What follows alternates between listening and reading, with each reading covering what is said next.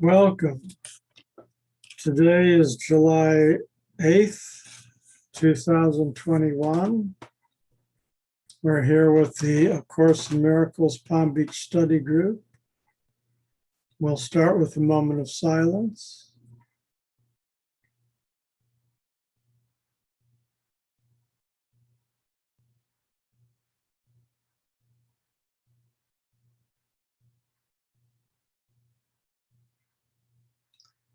Today we're on page 62, which is chapter 4, section 4, This Need Not Be. If you cannot hear the voice for God, it is because you do not choose to listen. That you do listen to the voice of your ego is demonstrated by your attitudes, your feelings, and your behavior. Yet this is what you want. This is what you are fighting to keep and what you are vigilant to save. Your mind is filled with schemes to save the face of your ego, and you do not seek the face of Christ. The glass in which the ego seeks to see its face is dark indeed. How can it maintain the trick of its existence except with mirrors? But where you look to find yourself is up to you. So again, Jesus is speaking to someone who's totally engulfed in ego. And if you do not feel that you are at this point anymore, that you've progressed, then don't take the words personally. But in general, what it's saying is that, the voice for God is always there, but we do need to choose to listen. And if we're only listening to ego's voice, which is demonstrated in our attitudes, our feelings, and our behavior, then that's what you want, obviously, because if you really wanted to hear the voice of God, you would choose to listen for the voice of God. So we have free will, and that is our choice to make. So how can the ego maintain the trick of its existence except with mirrors? That's a reference to the fact that the ego world is illusionary. It is a house of mirrors. It's not real. It's a dream. It's an illusion. And then again, it says, where you look to find yourself is up to you. You can either find yourself in ego, or you can choose to find yourself in spirit. So paragraph 2 says, I have said that you cannot change your mind by changing your behavior, but I have also said, and many times, that you can change your mind. When your mood tells you that you have chosen wrongly, and this is so whenever you are not joyous, then know this need not be. In every case, you have thought wrongly about some brother God created, and are perceiving images your ego makes in a darkened glass. Think honestly what you have thought that God would not have thought, and what you have not thought that God would have you think. Search sincerely for what you have done and left undone accordingly, and then change your mind to think with God's.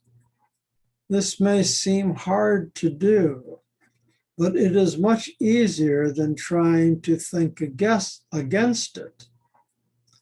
Your mind is one with God's. Denying this and thinking otherwise has held your ego together, but has literally split your mind. As a loving brother, I am deeply concerned with your mind and urge you to follow my example as you look at yourself and at your brother and see in both the glorious creations of a glorious Father. Are there any questions? So I'll go over it again. Oh, yes, David. Well, people ask me when I speak about the voice of God, they ask me to explain it. And the only way I can explain it is it's there, but you have to be conscious enough to hear it and know it's true. For example, for years, I was a salesman on the road, and I had a lot of quiet time, and I kept on getting thoughts of working with people who are dying. And it was like God was telling me to work in that area, but I wanted to make a living, you know. And I said to God that I would do it after I retire. And after I retired, the voice came back to me. And so I went and did something about it and went and did volunteer work. But Yes. That voice is there, but you have to be listening and believe. Well, for me, I believed it. I believed the voice. Yes. Thank you for sharing. And yes, you have, since I've known you, I know that you've been volunteering at hospice. So you are following that voice, and that's good. And you bring up another point because, you know, people say, oh, if you're hearing voices in your head, then you're crazy, you know, and it's not that we're talking about here. First of all, the voices aren't telling you to go out and kill somebody or anything like that.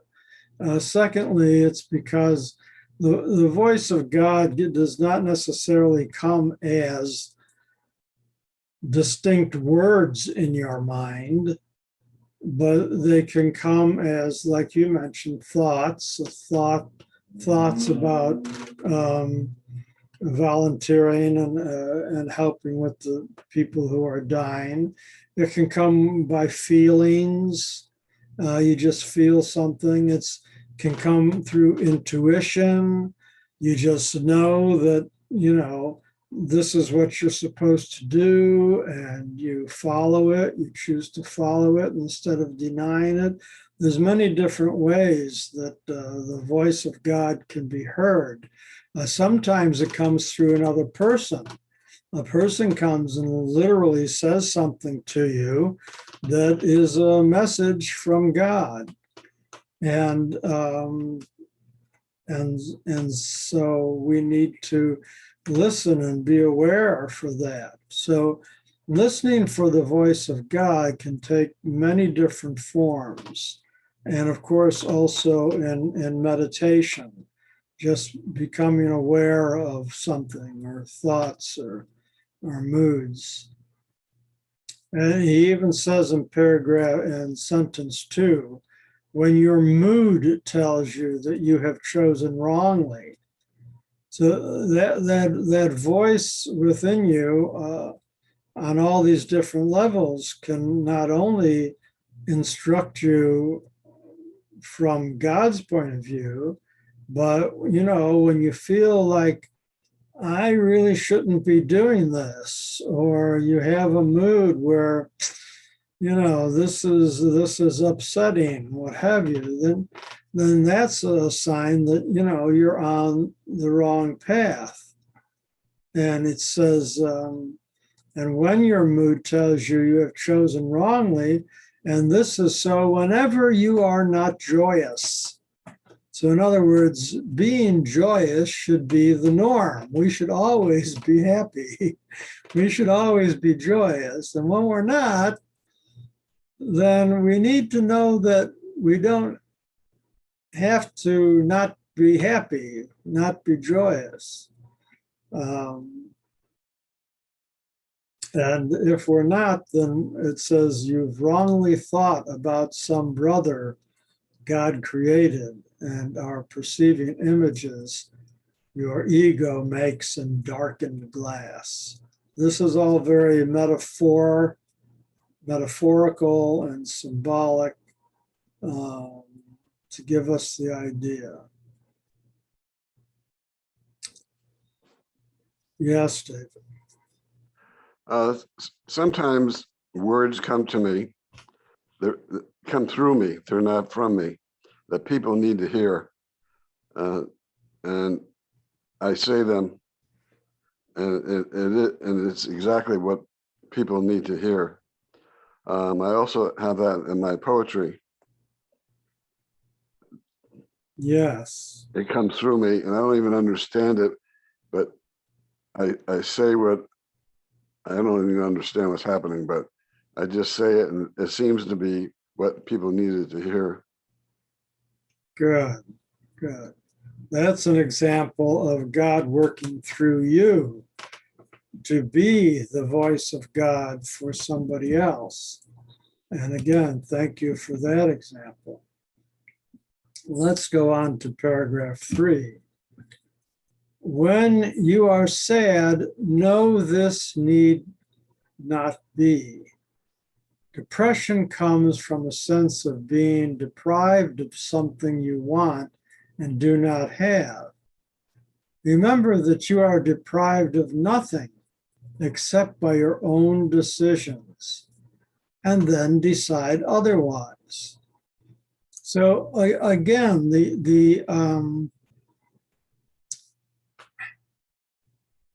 it's all a matter of free will.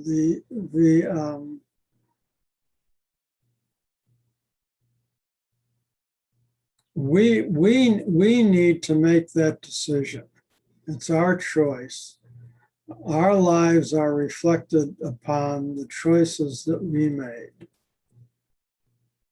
And depression comes from a sense of being deprived and what you don't have. If that's the way you're thinking, that's what's going to make you depressed. But you are deprived of nothing except by your own decisions, because God has given us everything what we need.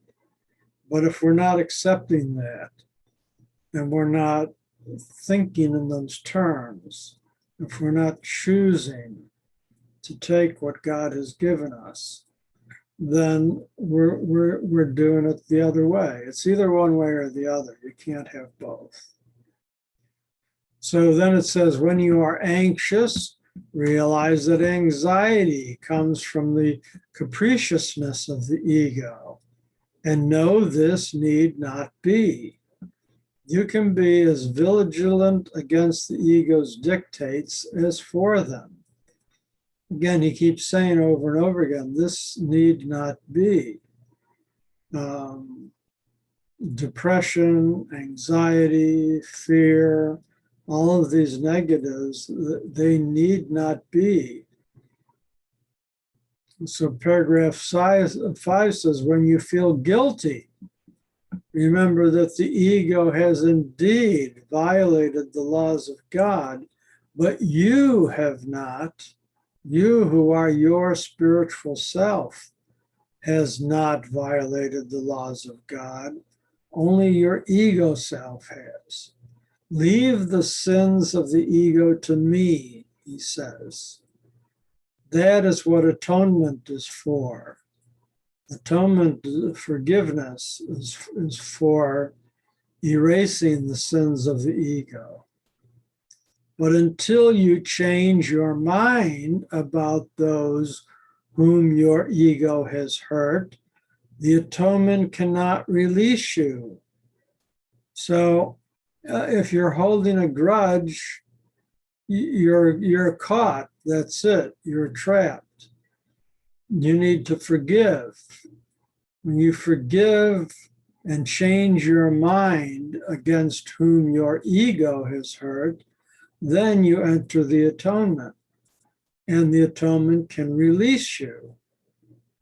When you feel guilty, your ego is in command, because only the ego can experience guilt.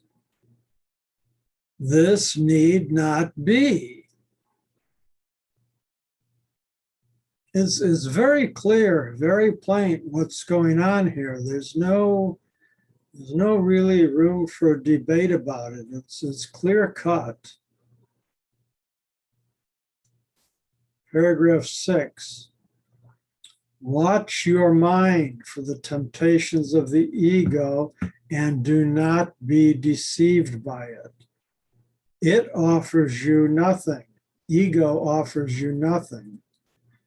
When you have given up this voluntary dispiriting, you will see how your mind can focus and rise above fatigue and heal.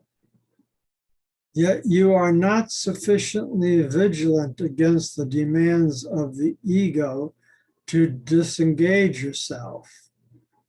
This need not be. And again, if you are sufficiently vigilant against the demands of the ego, and you're doing whatever you can to disengage yourself from ego, then this particular sentence does not necessarily apply to you or apply to you fully. So we could restate it and say, yet, if you are not sufficiently vigilant.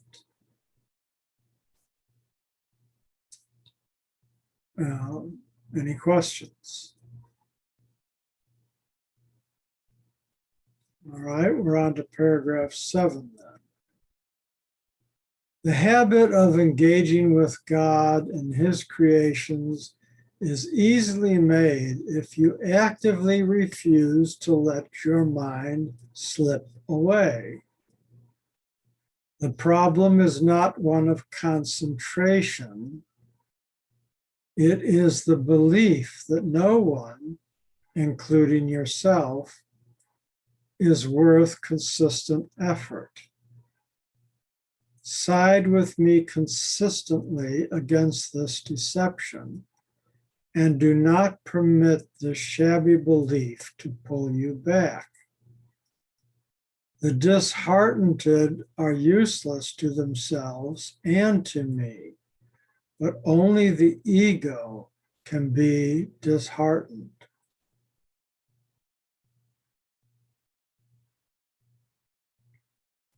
So letting your mind slip away is not a problem of concentration, it's a problem of choice. Letting your mind slip away into ego. So if you're going to have an angry thought, if you're going to have a fearful thought, if you're going to have a jealous thought, if you're going to have any kind of ego thought, that you need to be vigilant and not let your mind slip away into ego, but refocus yourself into spirit. Refocus yourself into love and forgiveness, into peace and joy. That's what he's talking about here.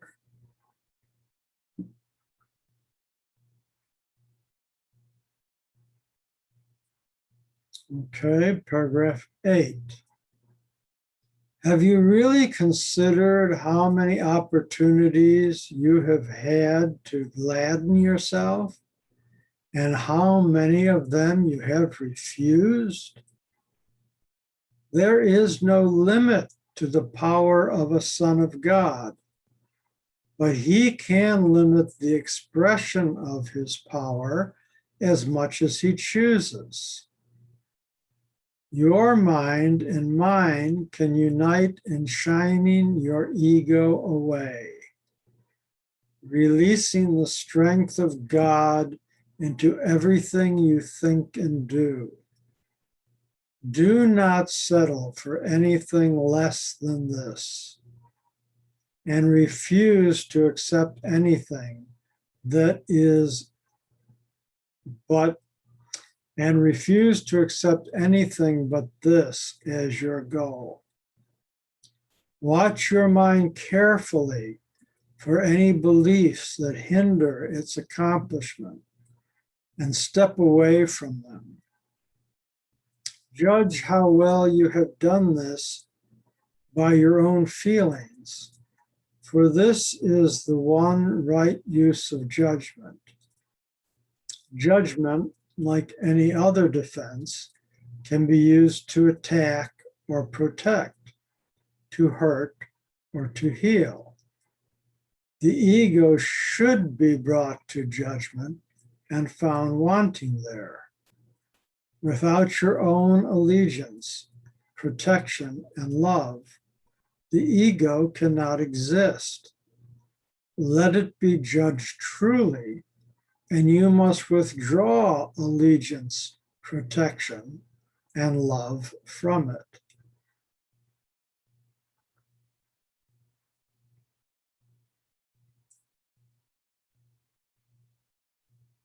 Yes, David. I often do something that a lot of people don't understand, based around forgiveness. When I'm hurt or angry with somebody, I send them love, because I don't want to carry that hurt and anger in my body. And people can't hear it, don't want to do it. I don't know whether the hurt is so bad, but I also go to my compassion and say, why is this person acting like this? And that I usually get the answer, and it dissolves the hurt and anger. Very good. Again, thank you for your comment. So,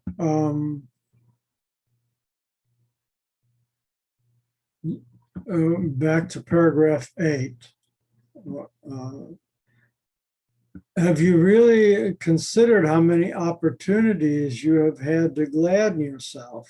And most people don't. So there's something that you might want to meditate upon. You know, what are those opportunities you had to gladden yourself and then you refused? When he says there is no limit to the power of a son of God, he's talking about you. You are the Son of God. But he can limit the expression of his power as much as he chooses. And again, the he is you. So there is no limit to the power of you, but you can limit the expression of your power as much as you choose. That's what the sentence is really saying. Your mind and mine can unite in shining your ego away. And that is a persistent theme throughout the course, that the ego is just a shadow. It's an illusion. And the only thing you need to do to get rid of the ego is turn the light on. You turn the light on in a dark room and the darkness is no longer there. Darkness cannot exist in the light. Darkness is just the absence of light. And that's what the ego is. The ego is the absence of spirit. Turn your spirit on, turn your light on, and the ego just automatically dissolves and dissipates and goes away because it's not real in the first place. So your mind and mine can unite in shining your ego away. And when you do this, you release the strength of God into everything you think and do. You become the spiritual being that you truly are, or you realize that you are the spiritual being that you truly are. And then he says, do not settle for anything less than this. Okay, this is your end goal. Set the bar high. Don't settle for anything less. Refuse to accept anything but this as your goal. Just be persistent in that. No matter how many times you fall back into ego, pick yourself up, dust yourself off, and start all over again. Watch your mind carefully for beliefs that hinder this. Be vigilant, be careful, step away from them. And you can judge how well you've done by your own feeling. Remember what he told us earlier, is that being in a state of spirit is being in a state of joy. And if you're not feeling the joy, then you know you're not there. So then you must be an ego. So then analyze the whole situation from that point of view. Judge the situation from that point of view. This is the only right use of judgment. Judgment is like any other defense. It can be used to attack or protect, to hurt or to heal. And the ego should be brought to judgment and found wanting there, because all that the ego wants to do is hurt and attack. And the ego cannot exist without your allegiance, protection, and love. Without it, the ego cannot exist. So let it be judged truly. In other words, spiritually. Truly is a key word for spiritually. And you must withdraw allegiance, protection, and love from it, from ego.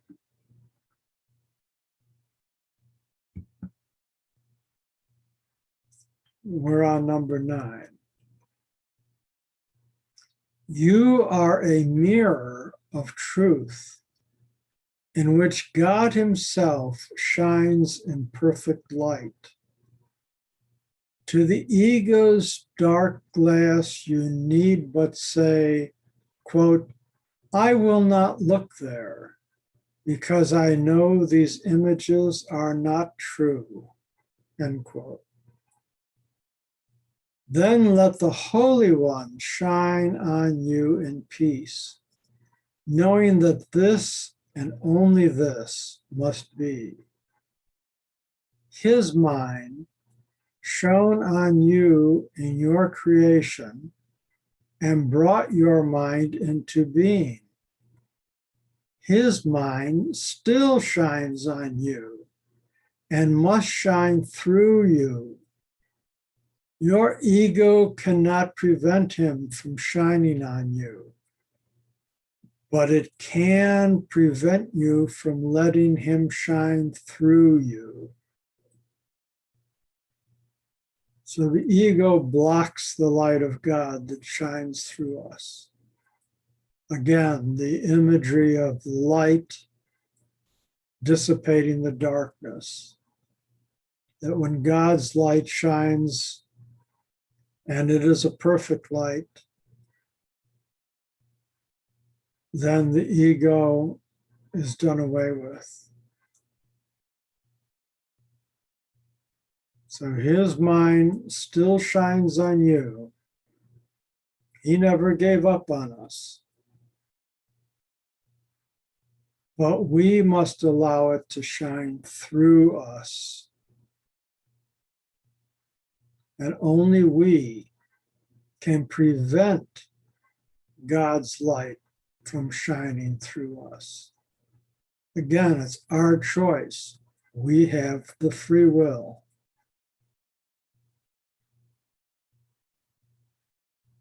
Anything?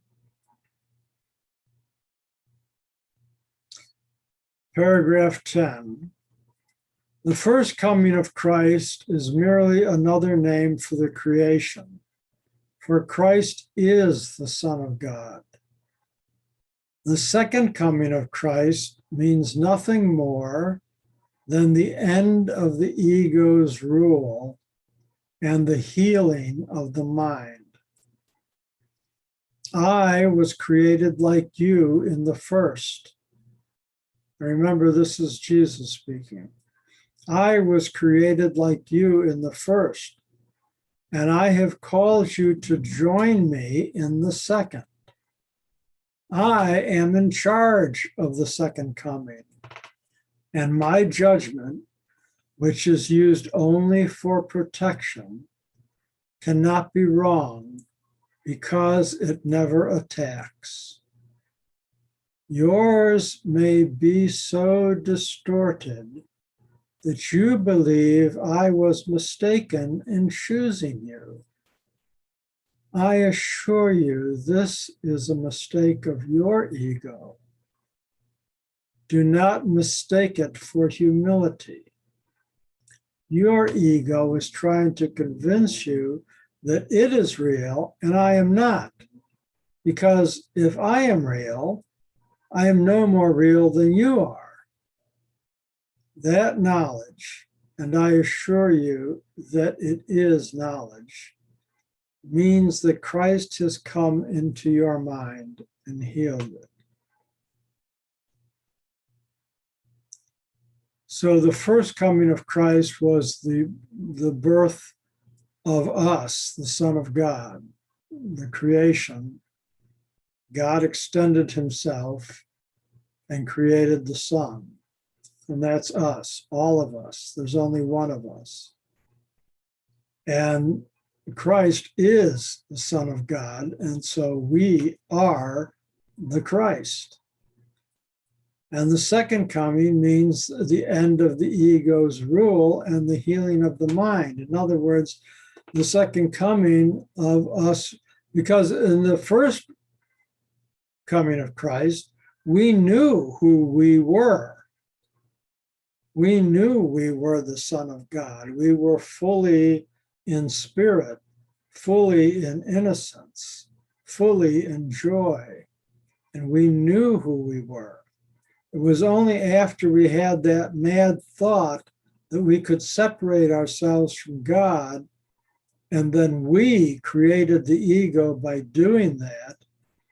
That's when we fell into a deep sleep and started dreaming, the ego dream. But the second coming is saying, no, the mind is going to be healed. We're not going to have that separation in our mind anymore. We're going to go back to the first coming and realize that we are the Christ, that we are the perfect child of God.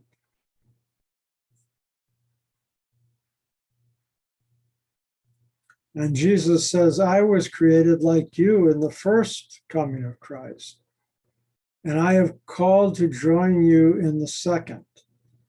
And he says he's in charge of the second coming. And the reason for that is because he's already completed the process.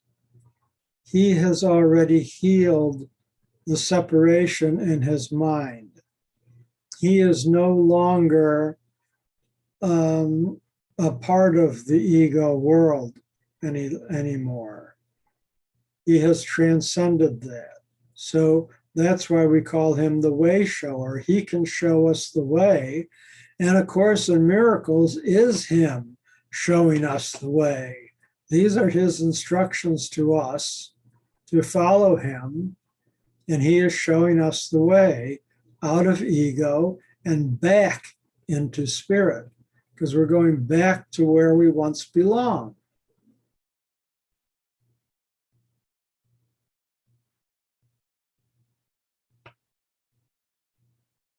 Your mind could be so distorted you believe I was mistaken in choosing you. You may think, oh, well, I can't do this. But it's your ego that's trying to convince you of that, not me. And he knows that we are capable of doing this. And he knows that. He says this knowledge, and I assure you it is knowledge, which means there's no question about it. Christ is in our mind and can heal it and will heal it. But you have to use your free will to get yourself there.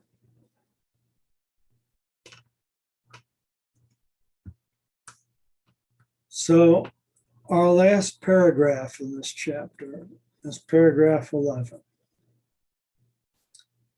I do not attack your ego.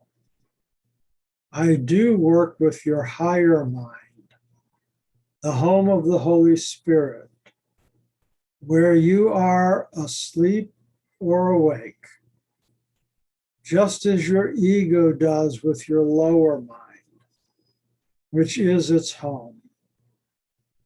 I am your vigilance in this, because you are too confused to recognize your own hope. I am not mistaken. Your mind will elect to join with mine, and together we are invincible. You and your brother will yet come together in my name, and your sanity will be restored.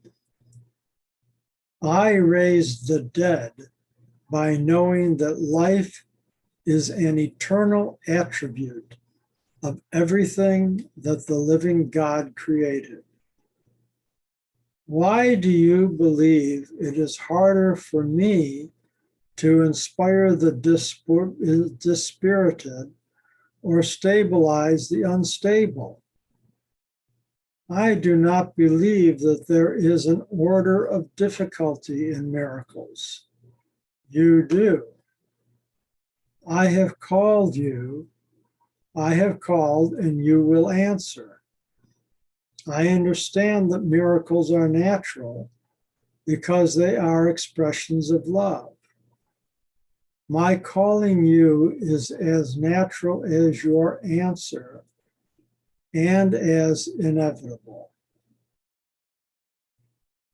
So this is the promise of the Course. The promise of the Course is that even if we can't see it now, even if we don't realize it, we will eventually move out of ego mind and move completely into spirit mind. That's the way God set it up. And in the beginning of the Course, it says, it's up to you how long this is going to take. It will happen, but you can stretch it out for eons and eons if that's what you want, because you do have the free will. You have to decide. Or you can decide right now, and then you'll get there much quicker, much easier, and with much less suffering. It's up to you how much you want to suffer. You can continue being caught in the ego mind all you like. If you don't want to give up your jealousy, your hatred, your anger, your holding grudges, if you don't want to give that up, fine, suffer as long as you like. But eventually, all of us, every single one, will be reunited with our Father.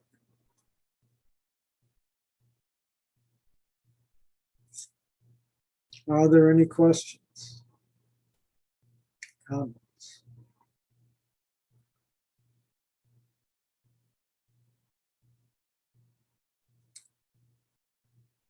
Well, okay, folks, we normally go for an hour. It's about 45 minutes, and we've reached the end of this chapter. So instead of going into the next chapter and just covering a paragraph or two, I'm deciding to just end it now. So, David, if you have any last comments you wanted to make before we leave for tonight? Yes, I had a situation today where I felt hurt and disappointed, and it was hard to let that go.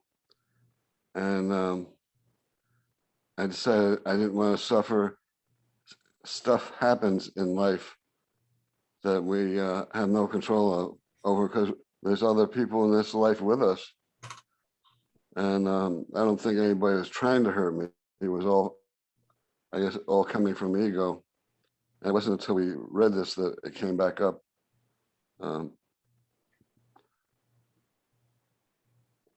We have to do the work. So, how are you dealing with that? I let it go.